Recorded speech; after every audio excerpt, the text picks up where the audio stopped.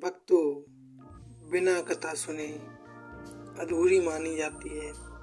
5वें दिन यानी नवरात्रि की पूजा, माता स्कंद माता की संपूर्ण कथा सुनने के बाद ही 5वें दिन का व्रत पूर्ण माना जाता है। दोस्तों, वीडियो पूरा देखें, स्किप ना करें और वीडियो अच्छा लगे तो लाइक शेयर सब्सक्राइब जरूर करें। प्रेम से बोलिए जय माँ स्कंद माता।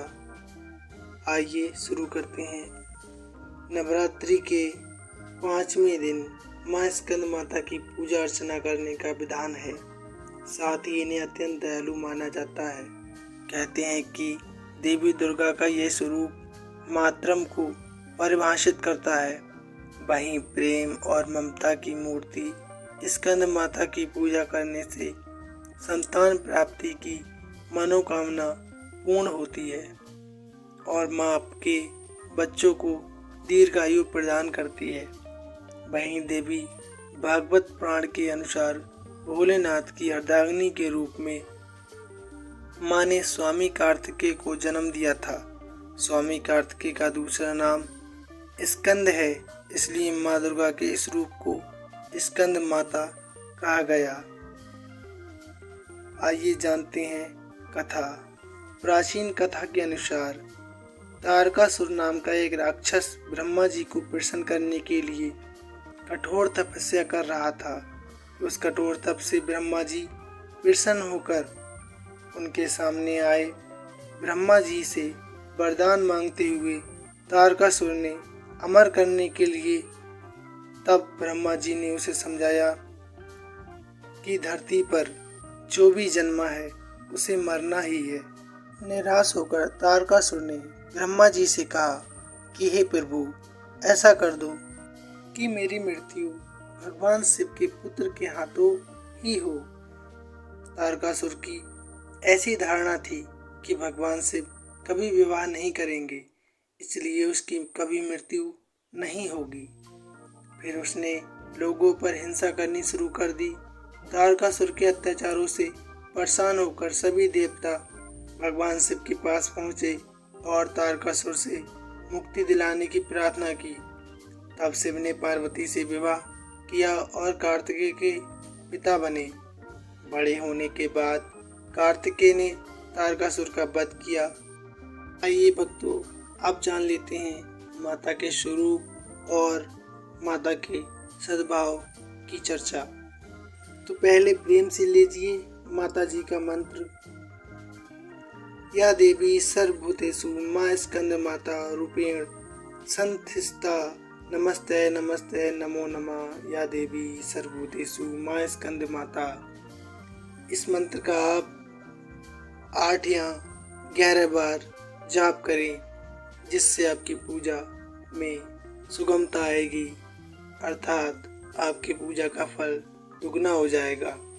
आइए अब आगे बढ़ते हैं माता की समस्त चर्चा में। माँ दुर्गा जी के 5वें स्वरूप को स्कंद माता के नाम से जाना जाता है।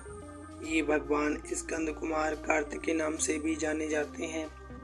ये प्रसिद्ध देवासुर संग्राम देवताओं के सेनापति बने थे। पुराणों में इन्हें कुमार और शक्तिधर कहकर इनकी महिमा का वर्णन किया गया है। इनका वाहन मयूर है तथा इन्हें मयूर वाहन के नाम से भी जाना गया है। इन्हीं भगवान स्कंद की माता होने के कारण माँ दुर्गा जी के इस 5वें स्वरूप को स्कंद माता के नाम से जाना जाता है। इनकी उपासना नवरात्रि के 5वें दिन की जाती है। इस दिन साधक का मन विशुद्ध चक्र में अवस्थित होता है। इनके विग्रह में भगवान स्कंद जी बाल रूप में इनकी गोद में बैठे होते हैं। स्कंद माता का रूप बहुत सुहावना है। इनकी 4 भुजाएं हैं। ये दाहिनी तरफ की ऊपर वाली भुजा में भगवान स्कंद को गोद में पकड़ी हुई हैं और दाहिनी तरफ की नीचे वाली भुजा को जो ऊपर की ओर उठी है उसमें कमल पुष्प है। बाईं तरफ की ओर ऊपर वाली भुजा वर मुद्रा तथा नीचे वाली भुजा ऊपर की ओर उठी हुई है, उसमें भी कमल पुष्प ली हुई है। इनका वर्ण पूर्णतः शुभ है। ये कमल के आसन पर विराजमान रहती हैं।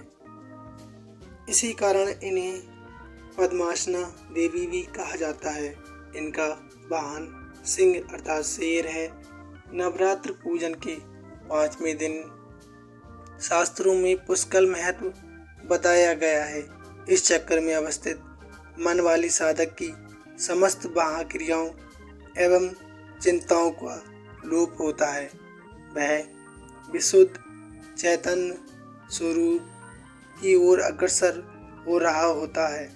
उसका मन समस्त लौकिक, सांसारिक और बाधाओं से विमुक्त होकर पद्मासना माँ स्कंद माता के स्वरूप में पूर्णतः लीन होता है।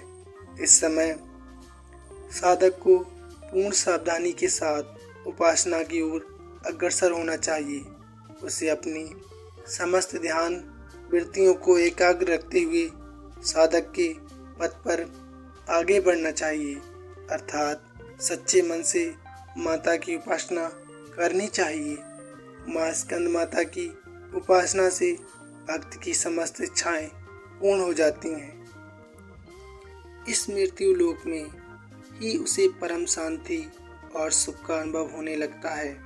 उसके लिए मोक्ष का द्वार स्वयं सुलभ हो जाता है, अर्थात जो माता की सच्चे मन व कर्म से पूजा करता है और पाठ कथा आदि करता है, उसके लिए मोक्ष के दरवाजे सदैव खुले रहते हैं। स्कंद माता की उपासना से बाल रूप स्कंद भगवान की उपासना भी स्वयं हो जाती है, अर्थात आपके बच्चों पर माता की कृपा सदैव बनी रहती है, क्योंकि स्कंद माता ममतामयी माता है। केवल स्कंद माता को ही ये उपाधि प्राप्त है, अतः साधकों को उपासना के समय स्कंद माता की विशेषता ध्यान में रखनी चाहिए। सूर्य मंडल की अधिष्ठात्री देवी होने के कारण इनका उपासक अलौकिक तेज एवं कांति से संपन्न होता है। एक अलौकिक प्रभाव मंडल आदर्श भाव से सदैव उसके चारों दिशाओं में पर्याप्त रहता है। ये प्रभाव मंडल प्रति क्षण उसके योग क्षोम का निर्वहन करता है, अतः हमें एकाग्र भाव से मन पवित्र रखकर माँ की शरण में अनेका प्रयत्न करना चाहिए। इस घोर भाव सागर से पार लगने के लिए अर्थात दुखों से मुक्ति पाकर मोक्ष मार्ग सुलभ बनेगा। इससे उत्तम उपाय दूसरा कोई नहीं है।